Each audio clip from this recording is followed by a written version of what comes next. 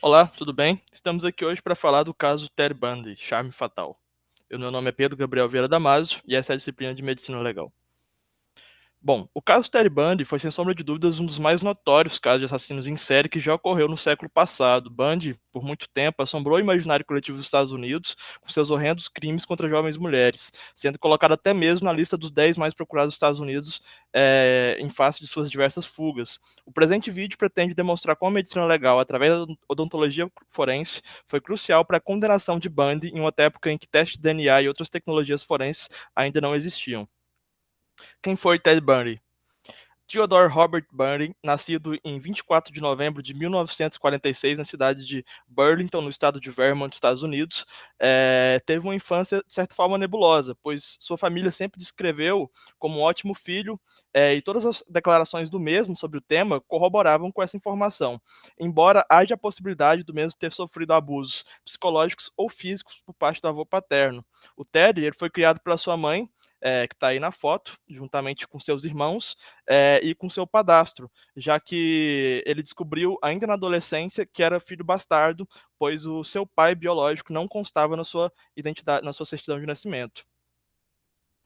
O Bundy, ele sempre tentou se destacar em diversas áreas da vida dele, embora nunca tenha conseguido êxito em nenhuma delas. Devido à sua personalidade narcisista, fica subentendido que esse tipo de evento impactou diretamente na psique do Bundy. Nas declarações que ele deu a jornalistas que escreveram seu livro, ele sempre exagera as histórias de sua infância, adolescente e vida adulta para fatos que colocam ele em uma posição superior. Ele se graduou em psicologia e começou a formação em direito, além de se envolver com a política enquanto cursava um determinado curso de direito. Ele teve vários relacionamentos ao longo da sua vida e todas suas cônjuges notaram que havia algo diferente no Ted, algo que as outras pessoas não notavam.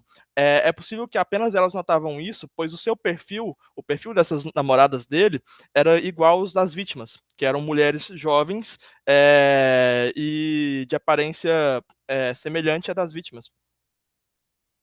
Os seus crimes e suas vítimas. O Bundy, ele cometeu assassinatos entre os anos de 1973 e 78. Durante esse período, ele executou friamente mais de 30 mulheres com idades entre 12 e 26 anos. Seus crimes foram cometidos em 7 diferentes estados, segundo ele mesmo, sendo Washington, Utah, Colorado, Califórnia, Oregon, Idaho e Flórida.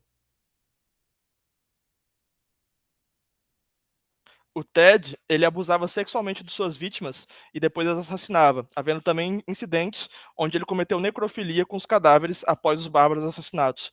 Ele ocultou a maioria desses cadáveres na região florestal de Cascade Mountains, que está aí nas fotos, alguns exemplos de cadáveres que foram encontrados depois. As principais informações sobre seus crimes só foram divulgadas em 1989, quando mesmo confessou todos eles, numa tentativa de ser absolvido de sua pena de morte.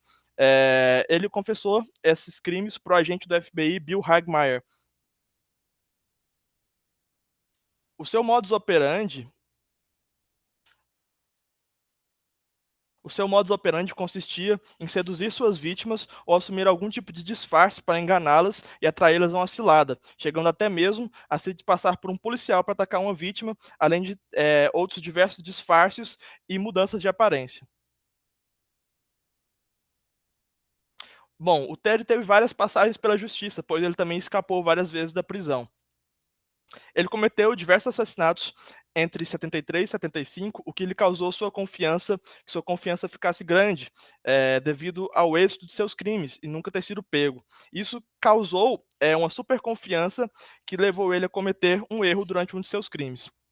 Em 8 de novembro de 74, ele se passou por um policial para se aproximar da jovem Carol Durange e atrair a mesma para o seu carro, um Fusca bege, para que juntos pudessem dirigir até uma delegacia onde segundo o assassino, estava levando a vítima para prestar queixas.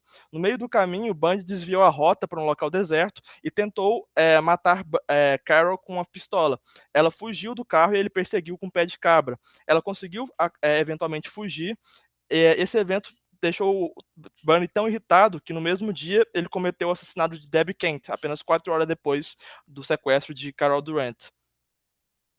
Bom, aproximadamente um ano depois, em 16 de agosto de 75, o Bundy foi preso pela primeira vez em Salt Lake, em Utah. O mesmo dirigia de maneira estranha de madrugada e foi parado por um policial.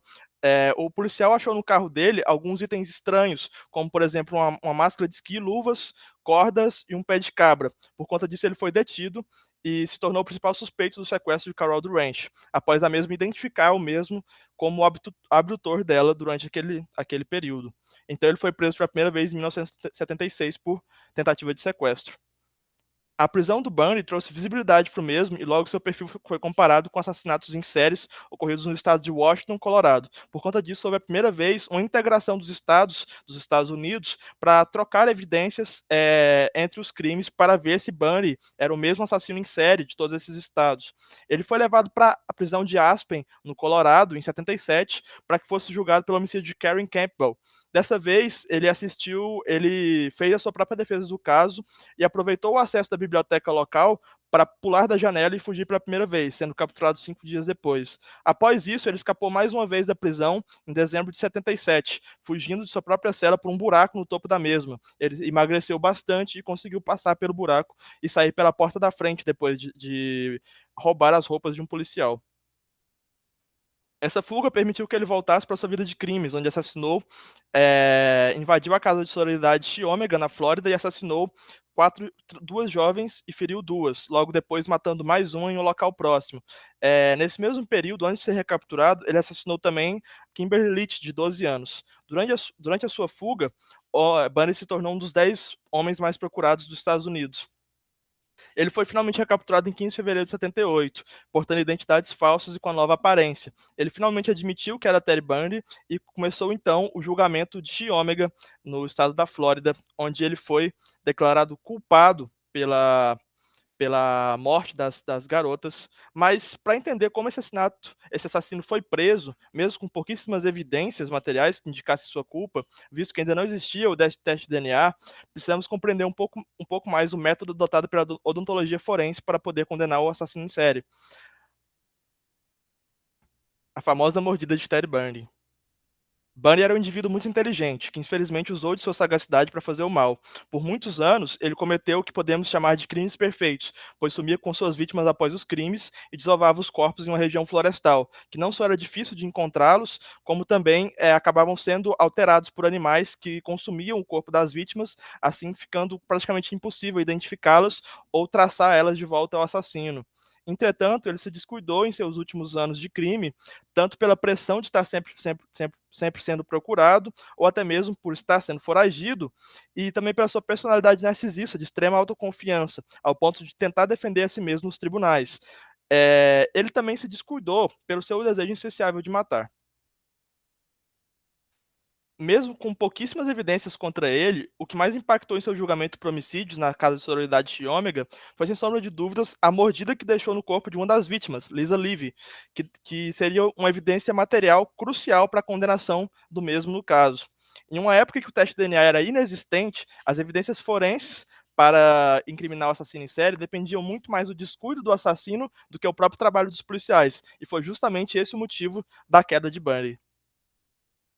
Até então, condenado apenas por tentativa de sequestro, o delegado encarregado por sua detenção no estado da Flórida decidiu recorrer ao método não tão ortodoxo para obtenção de provas materiais. Ele levou o Bundy em um consultório odontológico para que pudesse ser tirado um molde de seus dentes que eram proeminentemente tortos e diferentes de uma arcada dentária comum. Por conta disso, ao apresentar a prova em tribunal, ficou constatado que a mordida dos dentes de Ted encaixavam perfeitamente com aqueles deixados na vítima, sendo o fator crucial para a decisão do júri sobre a culpa de Ted Bundy no caso de Ômega. Bundy havia se condenado por seu descuido, pois, como o próprio delegado que o levou para colher a prova narra, Bundy mordeu a vítima, largou e em seguida mordeu com toda a sua força, mordida essa responsável por sua derrocada. Um pouco mais tarde, seu julgamento pela morte de Kimberly Leach foi utilizado um método um pouco mais ortodoxo como evidência forense. Foi encontrado na van que Bundy dirigia e o veículo suspeito da abdução da garota manchas de sangue que possuíam o mesmo tipo sanguíneo que Kimberly. Aí na imagem você está vendo o doutor de odontologia forense demonstrando as evidências, os dentes de Terry e as marcas que se encaixam perfeitamente na mordida deixada na vítima. Bom, por conta dessas evidências, foi possível gerar provas materiais através da medicina legal contra Bundy, em uma época que não existia as mesmas tecnologias dos dias atuais, como os testes de DNA, que facilitam imensamente as perícias criminais. Vale ressaltar que, pela enorme fama de Bundy, a odontologia forense, o sub-ramo da medicina legal, tornou-se também notória e passou a ser aceita em 50 estados dos Estados Unidos. Contudo, o método não é tão eficaz, e o motivo por ter funcionado tão bem para Bundy não implica que pode funcionar também em outros casos. Houve inclusive casos de pessoas inocentes que foram condenadas por provas desse tipo. Enfim.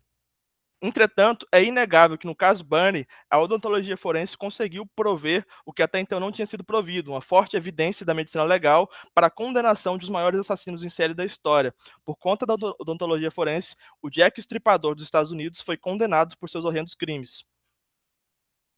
Através do presente trabalho, foi possível analisar como a medicina legal foi decisiva na condenação dos maiores assassinos em série da história, mesmo em um período que as tecnologias forenses ainda estavam engatinhando. Bunny também auxiliou, da melhor forma possível, na elaboração da literatura acadêmica criminológica, pois forneceu para o FBI diversos materiais onde explicava como a mente do assassino em série funcionava, em seu planejamento, ação e após-crime. O caso Bundy não foi só essencial para o desenvolvimento da medicina legal, como também da criminologia.